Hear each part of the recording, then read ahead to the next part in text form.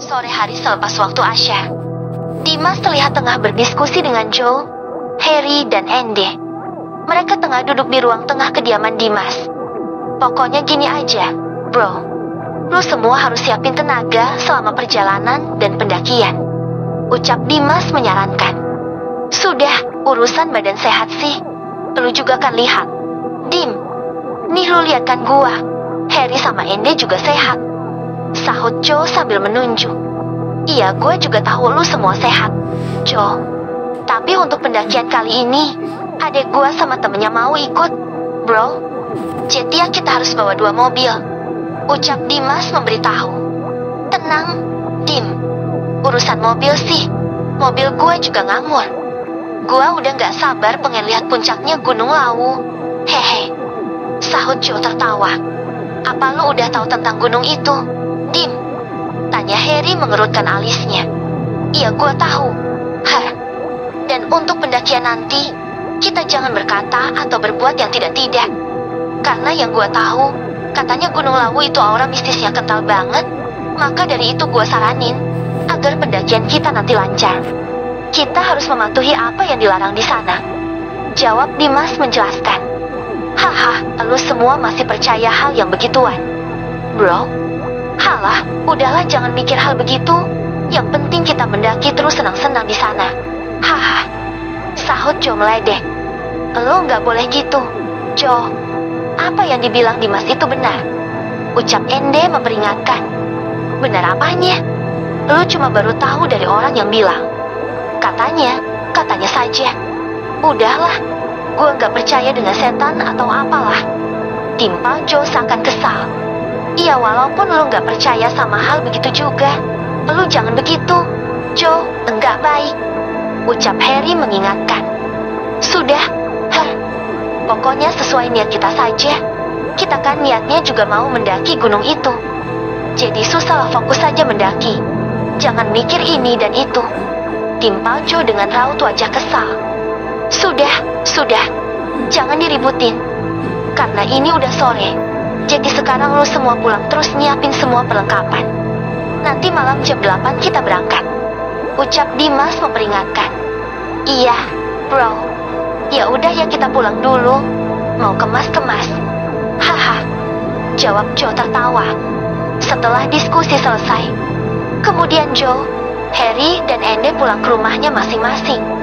Sementara Dimas masih terlihat duduk-duduk di kursi itu. Ketika Dimas tenaga duduk santai, terlihat Yeni dan Siska memasuki rumah itu.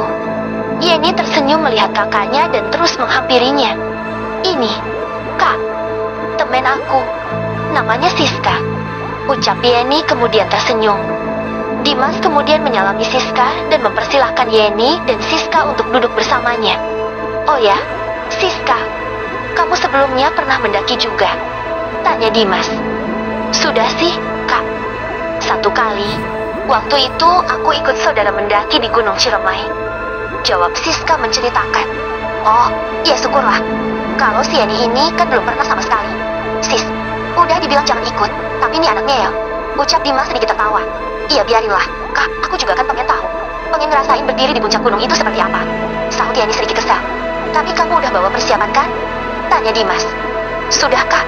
Semua barang-barang sudah aku masukkan ke ransel, jawab Siska menjelaskan. Baguslah, nanti kita berangkatnya malam, jam 8. Jadi kamu bisa istirahat dulu lah, ucap Dimas tersenyum.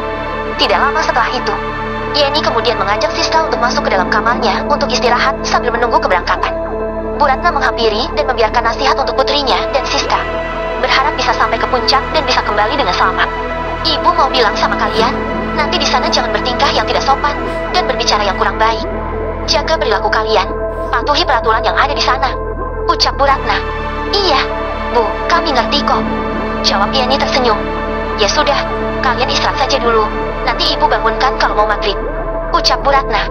Setelah memberikan nasihat, Bu Ratna kemudian keluar dari kamarnya putrinya. Sementara Yeni dan Siska terlihat mulai merebahkan tubuhnya untuk beristirahat. Pukul jam 19:30 Dimas dan semua teman-temannya sudah nampak berkumpul di teras depan rumah. Setelah lebih dahulu menata barang-barang bawanya dan memasukkannya ke dalam mobil, Dimas kembali memberikan instruksi kepada rombongannya yang akan ikut berangkat menuju daerah Karanganyar, Jawa Tengah. Untuk mendaki di Gunung Lawu, Dimas nampak memberikan pesan-pesan kepada semuanya untuk selalu berhati-hati dan jangan lupa beribadah. Dimas juga memberikan peringatan supaya semua yang ikut mematuhi peraturan yang ada di sana. Semuanya nampak memanggut-manggutkan kepalanya seolah mengerti apa yang diucapkan oleh Dimas. Terkecuali Joe yang terlihat malas mendengarkan peringatan itu. Setelah Dimas memberikan arahan kepada rombongannya, tepat pukul 8 malam mereka akhirnya berangkat menggunakan 2 mobil. Dimas membiarkan teman-temannya untuk menaiki mobil milik Joe. Sementara Dimas membawa adiknya dan Siska. Perlahan mobil itu meninggalkan halaman rumahnya. Selang beberapa lama, kedua mobil itu masuk di jalan raya dan terus memacu kecepatan laju mobilnya. Joe yang menyetir membuntuti mobil yang dikendarai Dimas. Nampak mengikuti kecepatan laju mobil di depannya. Wajahnya nampak kesal setelah mendengar peringatan yang diucapkan oleh Dimas. Bro, gua paling malas kalau udah dengerin si Dimas ngasih peringatan-peringatan yang diomongin itu terus. Gerutu Joe dengan raut wajah kesal. Iya kan dia bilang begitu juga buat keselamatan kita juga, Joe. Sahut Harry dari belakang. Gua tahu. Hah, cuma ya gak usah diomongin terus-terusan lah. Bosan dengarnya. Lagian juga percaya banget sih sama hal-hal yang begitu. Timpal Joe kesal. Tapi semua yang dikatakannya itu benar, Joe. Gunung Lawu itu sangat kental aura mistisnya, ucap Andy. Bro, lu kalau belum pernah ke sana, udah gak usah percaya sama hal-hal yang kayak gitu. Gua juga tahu lu itu cuma baru dengar dari orang lain yang selalu bilang katanya mulu. Menurut gua sih kalau mendaki ya udah mendaki aja, ngecamp di sana, senang-senang. Sahut Joe dengan mata fokus ke depan. Harry dan Andy yang duduk di belakang cuma menggelengkan kepalanya mendengar ucapan Joe yang benar-benar susah diajak bicara baik dan susah untuk dikasih nasihat. Kedua mobil itu terus melaju di jalanan daerah Karawang. Joe nampak fokus menyetir mobilnya dengan terus memacu kecepatan laju mobilnya mengikuti mobil yang dikendari oleh Dimas. Ketika tengah melintasi jalur yang dikelilingi pesawahan, mobil yang dikendarai Joe menabrak dan melindas seekor kucing yang hendak menyeberang jalan. Joe nampak kaget, begitu juga dengan Harry dan Andy. Mobil itu diare mendadak. Joe, lo nabrak kucing. Joe, turun dulu, turun. Pinta Harry. Dasar, kucing sialan. Sudah, cuma kucing doang kok. Sahut Joe yang bergegas kembali melanjutkan mobilnya. Wah, lu parah, Joe. Harusnya tadi lu turun dulu, kuburin itu kucing. Ucap Andy merasa heran. Haha, ngapain, bro? Gua disuruh nguburin kucing. Emangnya itu kucing saudara gua? Haha, sahut Joe tertawa. Bukan begitu, bro. Orang itu kalau nabrak kucing atau melindasnya hingga mati, maka harus menguburkannya. Dan kaos yang lu pakai itu dijadiin buat membungkus kucing itu. Katanya sih biar gak nemu sial nantinya. Ucap Harry menjelaskan. Aduh, lu berdua ini, bro. Bilang lagi katanya. Udah deh. Part 03. Kejadian itu terus berulang-ulang hingga Dimas sadar bahwa mobil yang dikendarainya hanya di situ-situ saja. Dimas kemudian berdoa terus-menerus, meminta supaya tidak diganggu oleh hal-hal yang di luar nalar. Tiba-tiba, mobil yang dikendarai oleh Joe mengalami pecah ban. Dan sontak mobil itu berhenti. Duah, suara itu terdengar sangat keras. Dimas sontak kaget dan menghentikan laju mobilnya. Semua temannya turun dan Dimas pun menghampiri mereka. Aduh, ada-ada aja nih mobil. Cetus Joe sangat kesal sambil menendang ban mobilnya. Bisa-bisanya ini pecah ban tengah malam. Mana lagi di hutan lagi. Ucap Dimas heran. Hah, ya sudah. Kita dongkrak dulu, bro. Kebetulan gue bawa ban serep. Ujar Joe yang bergegas mengambil peralatan. Ini benar-benar aneh. Dari tadi kita mengalami gangguan terus perjalanan ini. Ucap Harry. Sudah, jangan nyerah. Kita bantu bareng-bareng biar mobil ini cepat beres dan perjalanan kita bisa cepat sampai. Jawab Dimas menyarankan. Akhirnya mereka semuanya bekerja sama untuk mendongkrak dan memasang ban serep mobil Joe. Hal jagal pun kembali menghampiri mereka. Ketika mereka tengah sibuk memasang ban mobil, entah dari mana datangnya, tiba-tiba ada tukang bakso yang melintas di jalanan itu. Dimas, Harry dan Andy pun merasa aneh dengan apa yang dilihatnya. Mengingat waktu sudah memasuki tengah malam. Namun tidak bagi Joe, yang terlihat senang ketika melihat ada tukang bakso yang lewat. Wih, ada tukang bakso. Bro, kita makan bakso dulu aja yuk. Ucap Joe terlihat senang. Enggak, Joe. Gua masih kenyang. Jawab Dimas yang sebenarnya melihat keanehan. Bakso, bakso. Teriak tukang bakso. Lu semua lapar gak sih? Berhubung kita sudah selesai pasang ban. Terus perut gua juga lapar. Kita beli bakso saja dulu. Ucap Joe mengajak. Gua udah kenyang, Joe. Tadi di dalam makan roti terus. Jawab Harry dengan cepat. Gua juga. Sahut Ende yang juga merasakan hal aneh. Hah, kalian ini diajak makan bakso gak mau?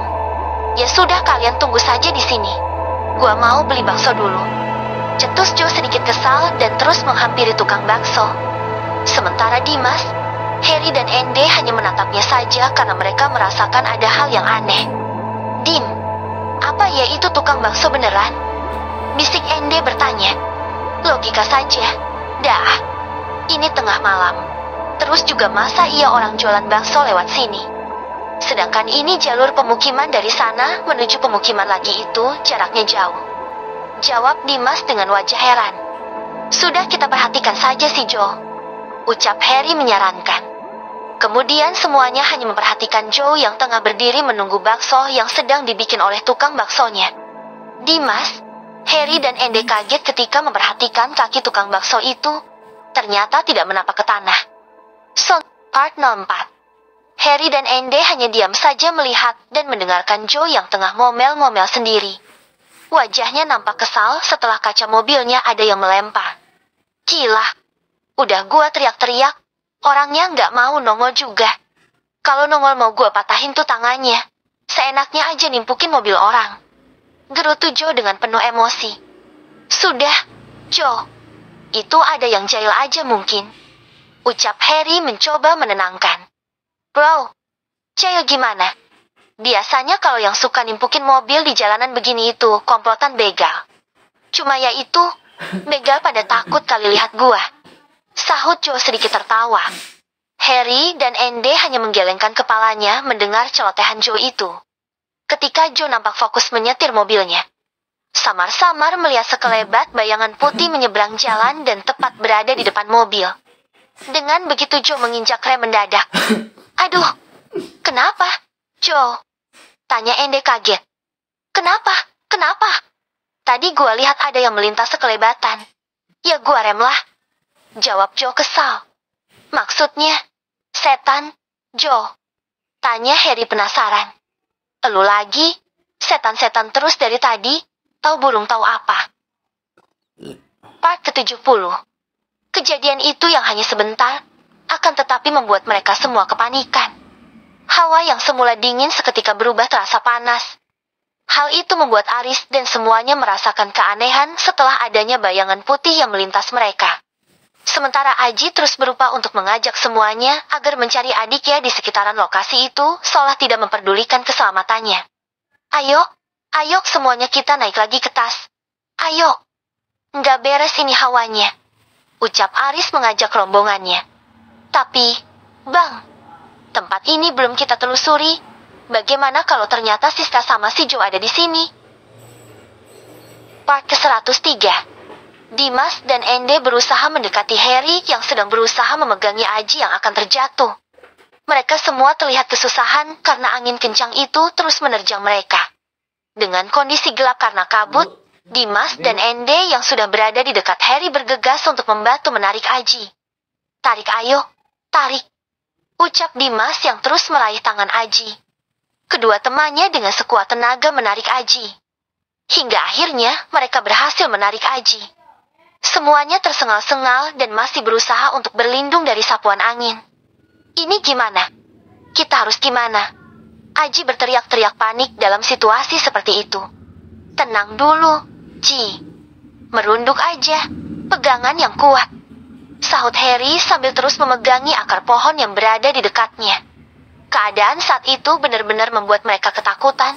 Semuanya hanya bisa berusaha untuk berlindung dari sapuan angin kencang itu. Tidak lama kemudian angin perlahan-lahan kembali normal. Namun kabut masih nampak tebal dan tentunya hal itu membuat mereka tidak bisa melihat dengan jelas. Benarnya dia tidak seburuk prasangkanya. Maafin gua, Joe, gua udah nyalahin lu. Padahal lu begini buat adik gua. Ucap Aji dalam hatinya sambil terus menyiramkan air itu. Setelah selesai Aji kemudian memasukkan kembali toples itu ke dalam ranselnya dengan raut wajah sedih. Begitu juga dengan Dimas dan yang lainnya. Dengan perlahan mereka berdiri menatap ke arah jalur pendakian dengan mata yang berkaca-kaca. Mereka berempat berdiri dalam kesedihan. Pada saat itu samar-samar sosok Joe terlihat oleh mereka. Joe mengenakan pakaian serba putih. Ia berjalan pelan mendekati teman-temannya. Kita kehilangan lu, Joe. Ucap Harry mentalnya penuh haru. Terima kasih ya. Ini mungkin sudah takdir gue begini. Kalian gak salah, sebelum gue pergi. Gue ingin meluk kalian. Ucap Joe mendekati mereka. Sontak semuanya yang saat itu juga merasa kangen. Mereka langsung memeluk sosok Joe yang merupakan hanya bayangan. Namun mereka bisa merasakan pelukan itu. Semuanya memeluk erat sosok Joe sambil menangis. Mereka melepaskan perlahan tubuh Joe. Saat itu Joe tersenyum menatap teman-temannya. Maafin gua ya, ucap Joe sambil tersenyum. Namun matanya terus menitikan air mata. Tubuhnya perlahan-lahan memudar. Dimas dan teman-temannya hanya bisa menatapnya sambil menangis. Sosok Joe perlahan-lahan pudar hingga akhirnya menghilang dari pandangan mereka semua. Joe, Dimas memanggilnya. Kemudian menangis. Begitu juga teman-temannya yang langsung berpelukan sambil menangis. Di satu sisi mereka merasa senang bisa membuat Joe keluar dari jerat penunggu gunung itu. Akan tetapi, mereka juga sedih karena Joe sudah benar-benar pergi meninggalkan mereka.